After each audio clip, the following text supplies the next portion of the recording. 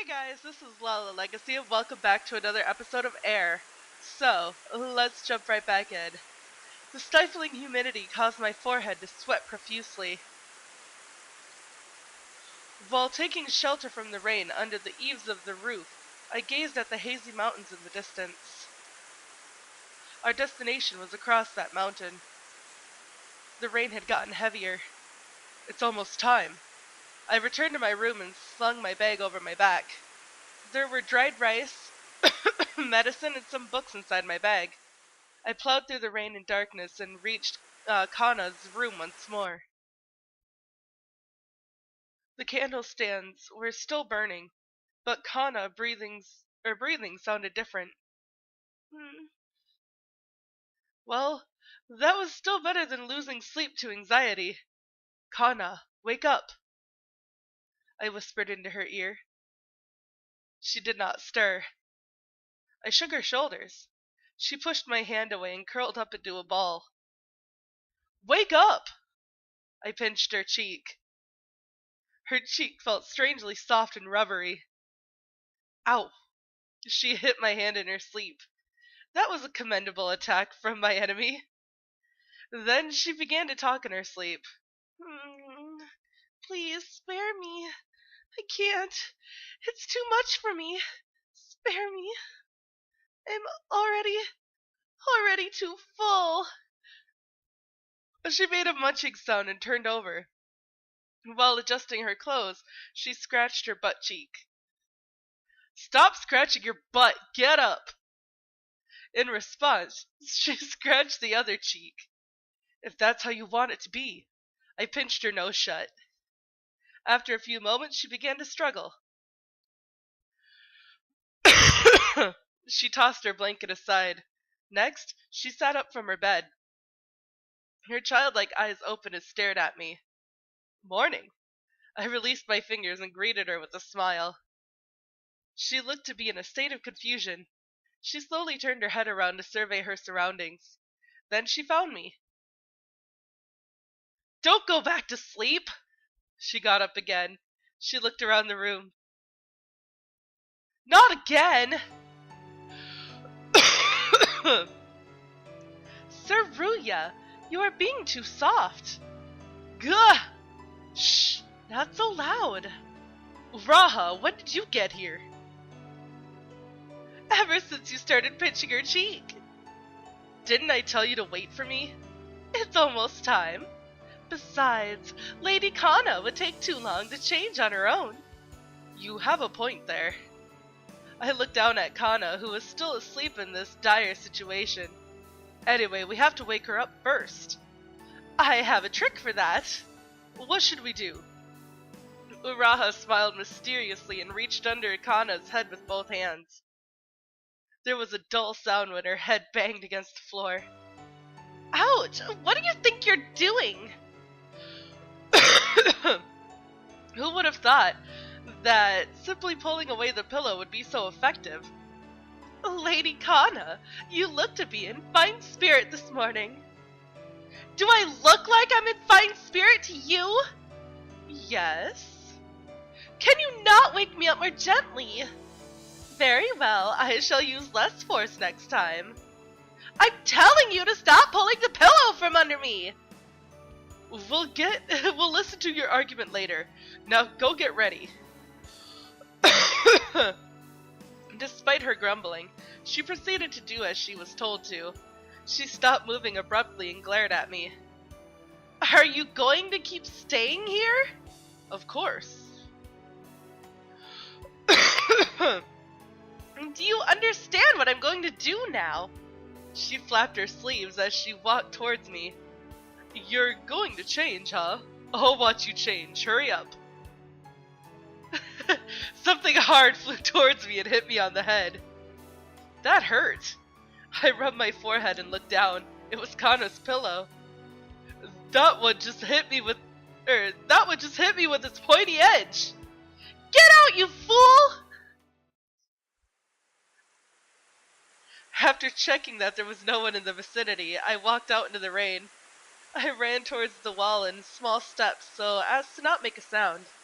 Kanna and Uraha mimicked my movement and followed. I was glad that none of them complained about the rain. Kanna peered up at the tall wooden fence. How do you plan on getting across this? I have my own way. I carefully pressed against a marking I had made there beforehand. One of the wooden planks fell off with a snap. When did you set this up? Quite a long time ago, in case I need to run away. How professional of you. Right. The deep mountain range laid on the other side of the fence. The thickets, as tall as a man, were covered in moisture and darkness. Kanna, you go first. Be careful of the drop in the ground. Although it was only a 2 feet drop, I was uncertain of the terrain below. This much is nothing. Don't take me as a fool. Kanna jumped down without hesitation. The shrubs rustled and Kanna vanished. Uraha, go! Uraha stood in front of the opening. She stared into the darkness and hesitated for a moment. Hurry! Yes! Uraha jumped to the other side. After that, I returned the plank to its original position. Then I climbed the tree a little distance away from the fence. Taking care not to make any noise, I jumped into the darkness. I fell into the tall thicket that hindered my view of vision immediately. You look like a monkey, Kanna said what she thought. Any better way to describe me? I'm praising you. Be very pleased. Why, thank you. I checked for my sword. We won't be seeing roads for a while, so watch your steps. I can easily handle grounds like this. Ah! She fell down right after saying that. Oh my, are you all right? Do I look all right to you? I can't see you in this darkness. I hope you didn't dirty your coat. Do you care about the clothes more than your master? Oh my, it's soaking wet. Hey, stop groping me! You are too naughty, Lady Kanna. You won't hold out for long like this. I said stop touching me! Oh, I knew it. Even your skirt is wet. How shameful. Stop! That tickles! That's because you move around too much, Lady Kanna. I said stop! There! Stop! Lift up your skirt. You too, Uraha. My, you want us both at the same time. Lewd, Sir Ryuuya. Indeed, he's a savage. Are you saying that on purpose? I meant to say that it's easier to walk with your skirt up. My oh my. Right, you should have told us earlier. Keep behind me, let's go. We descended a steep slope at first. I took the lead and parted the wet grass as we walked. This made the walk slightly easier as we descended the slope. Kanna was walking right behind me. Uraha had the tail. My roommate just walked out and is giving me a weird fucking look because of that little interaction between Kanna, Uraha, and Ryuuya. After walking for about 1 hour, the ground became an uphill slope. We had ventured into a mountain different from the one the shrine was on. When I turned around to check on them, I found that Kanna was slowly falling behind. Her clothes had gotten heavier now that it was wet. She was dragging her body along. Finally, a plateau came into view. There was some semblance of a path that cut through the wet woods. It was most likely formed from the footsteps of hunters and woodcutters. It's going to get easier to walk now. I meant that as an encouragement to Kanna, but she did not reply. Shall we rest a little? No need for that. Let's continue. Despite what she said, she looked utterly exhausted. I looked up at the sky. Rain was falling continuously on the canopy of the woods. The darkness was deep, partly due to the fact that we were in the mountains. Just then, Sir Ryuuya! Uraha called my name quickly. There's someone else nearby. I looked around, but noticed nothing unusual. It's just the sound of the rain, don't worry. I sensed something as I finished talking. There, beyond the sound of rain falling on leaves, were noises of another nature. Keep your head low. Don't make a sound. Pursuers? Be quiet! I hastily pressed her head down when she started looking around her. The three of us hid ourselves and held our breath. The sound of raindrops boomed louder in the drenched forest. Finally, they appeared. I could hear 5 or 6 pairs of footsteps descending the path slope in an orderly manner. From the sound of leather rubbing against wood, I could tell that they were wearing armor. Are they pursuers from the shrine? That would be too soon, and they were coming from the wrong direction.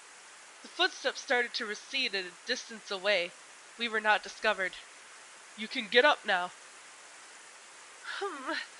What an inconvenience, she said casually, but her tongue seemed to be quivering. You did well in keeping quiet. It's just footsteps. What is there to be afraid of? They've descended the mountain. Uraha heaved a sigh of relief. Those soldiers were not from the shrine. How could you tell? None of the men under me were capable of marching through a mountain in such an orderly fashion.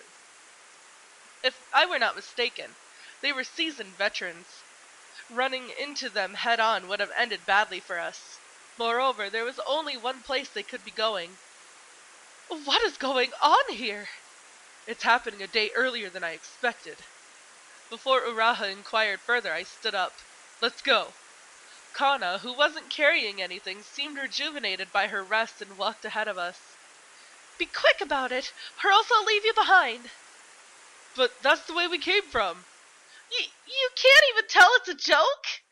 Her attempt to cover up her mistake was a miserable one. It's this way, of course. Let's go! She changed direction but stopped on the spot.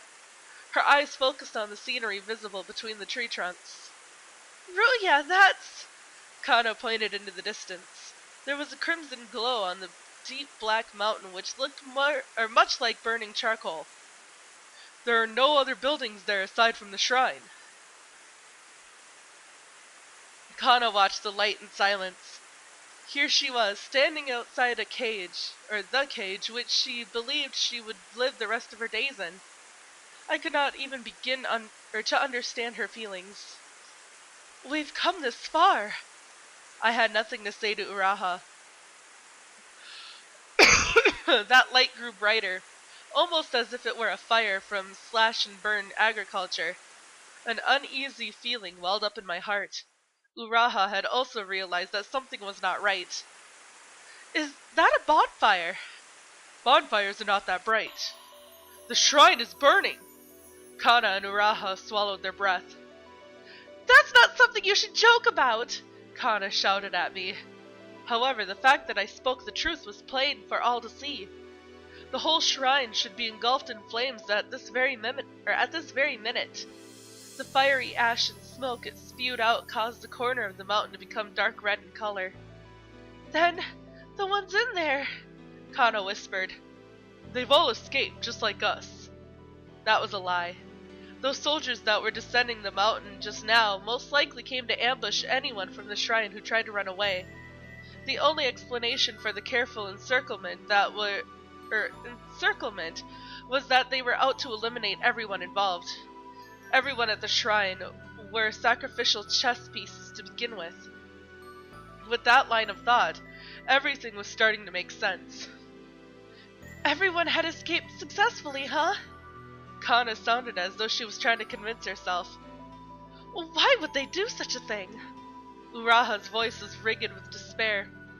Perhaps they don't want anyone to know what happened inside that shrine. Why is that? I don't know. That was all I could tell her. No matter what that secret might be, we had only one path to take. We have to go. Lady Kanna, let's continue. Kanna was still looking at the shrine. Lady Kanna, I'm coming. She looked away from the fire and followed me. After 2 hours of walking in the mountain, we heard the sound of water unlike that of the rain from up ahead. It was a gully. The water level had risen because of the rain, and it looked too deep to cross. That being said, we did not have the option of turning back. What should we do? We'll have to walk along the river. Let's go. I started climbing, and the other two followed me without a word. The wet rocks along the river hindered us and slowed our progress. Kanna began to fall behind, and soon the same happened to Uraha as well. Keep it up. The walk will get easier past this point. They did not reply. The two of them dragged their feet along. If we kept walking along the edge of the water, sooner or later their stamina would be depleted. The pursuers would catch up with us in due time. The bigger question was what would happen after that. Those who assaulted the shrine must have come for Kanabi no Mikoto. What did they plan to do to Kanna after they had razed the shrine to the ground? Bring her under their protection? Capture her alive? Or... Ryuuya! I came to my senses and found that Uraha had caught up to me. I saw a light just now. She turned and pointed behind her. I saw the light of torches flickering among the woods. Over there as well! I can see the light on the other side too! Kanna pointed at the hillside facing us. Torchlights sprinkled the pitch-black mountainside like stars. 30, no, perhaps about 40 people. The fact that they were coming after us with torches proved that they were not expecting any retaliation. That would work to our benefit. Kanna, you have gained quite some popularity. I'll let you have it if you want it, she responded with frustration as she tried to catch her breath. That's an excellent idea. What do you mean? I turned to face Kanna squarely. Do exactly as I say and you'll definitely live. I want you to put your trust in me for the time being. Can't you say something that sounds more reliable? Well, I'm an honest man. But what should we do? Don't move from here no matter what happens. They were dumbfounded for a moment because they had not expected such an answer. You two can just sit here and relax. Just try not to make any noise. Although that sounded like a careless afterthought from me, I had a valid reason for telling them that. It was actually terrifying to keep still in this situation. Running away would have been easier. What do you plan to do, Sir Ryuuya? I turned to her upon hearing her question. Do you have an outer coat for Kanna? Or you have an outer coat for Kanna, don't you? Yes, I brought only one as you asked. Well, take that out right now. You want me to change right here? No, you won't be wearing it. I will. I raced down alongside the gully. Time was of the essence. The faster I moved, the earlier Kanna and Uraha would be spared from danger. I ran downstream while watching out for wet rocks and roots of trees. Kanna's coat was in my left hand. If I told Uraha what I planned to do with it, she would definitely refuse to lend it to me. At last. The damp wind carried the burning smell of paraffin and resin oil. I saw torches burning brightly ahead of me. 10 or so soldiers were climbing up both banks of the river. I hid behind a tree and observed the vanguard. The difficult part begins now. I had to let them catch a glimpse of me without getting too close to them. I spread open Kanna's coat and drew it over my head. At this point, I was glad that Uraha had chosen a vivid color. The sound of footsteps treading over soil drew close. I took a deep breath. The next second, I jumped into the space between the trees and danced. The soldier walking in front stopped in his tracks in surprise. He raised his torch and looked suspiciously at me. I turned and ran into the woods. There's the woman! There was a shout of excitement. A shrill whistle noise resounded in the forest, just as planned. I sprinted away, weaving through the trees as I went. Heavy footsteps were coming after me. I had to get away from the gully first. That was in order to attract as many pursuers as possible. Curses, she's fast! Don't lose her, hurry! They exchanged shouts of instructions as if it were a deer hunt. The soldiers are trained, but the chain of command is weak. I chuckled as I ran at full speed. If I were in charge, I would have ordered all soldiers to extinguish their torches and comb the area in the darkness. It was dark and the ground was muddy. Armored troops had no chance of catching even a rabbit. A steep cliff appeared before me. With the coat still over my head, I climbed the slope while watching where I was stepping. Another whistle sounded. Another whistle responded further away. Are Kanna and Uraha still staying put? That thought crossed my mind for a fleeting moment, but there was no way for me to find out. The woman! She's over here! He shouted at the top of his lungs to draw the attention of the other soldiers. It's about time. I headed back towards the river. I rolled down the slope where I came from. Occasionally, I could see the light from the torches of my pursuers over my shoulder. Before long, I reached the river. This place was much further downstream than where Kanna and Uraha were. There was possibly a heavy rain upstream that was causing the torrential flow here. I threw the coat on the ground. Then I found a big rock nearby. I squatted down, picked it up, and flung it into the stream. A pillar of water shot up from the muddy river. The woman fell into the river! I shouted immediately. The soldiers up the slope responded within a split second. She's fallen into the river! I heard that right down the slope! Following that, I heard the sound of shrubs being parted. I've picked up Kanna's coat. I'm sorry, Uraha. I tore up the silky clothes by the sleeves. After that, I hoisted a strip of cloth, the thickness of a belt, onto a nearby branch. Then I threw the rest of the cloth into the river. This would make it seem as if Kanna had fallen into the river. After setting everything up, I climbed up the cliff along the river. I hid the shadow of the rock, and perked my ears. Look! A piece of cloth from her clothes! Gather everyone at the double! They were sounding off whistles even louder now. All of you over here! Downstream! Search downstream thoroughly! I smiled when I heard that command. The river was flooded because of rain tonight, and the coat belonged to Kanabi no Mikoto. With any luck, they would take a few days to figure out that it was actually a decoy. So far so good, I muttered to myself while trying to catch my breath. But there was one more thing left to be done. I stood up and quietly left the place. Okay, so that is all the time that I have for this episode, guys. So if you liked it, please give it a big thumbs up down below. And if you haven't already subscribed, by subscribing you're becoming part of a legacy. I love you guys so much, and I will see you in the next video. Bye-bye!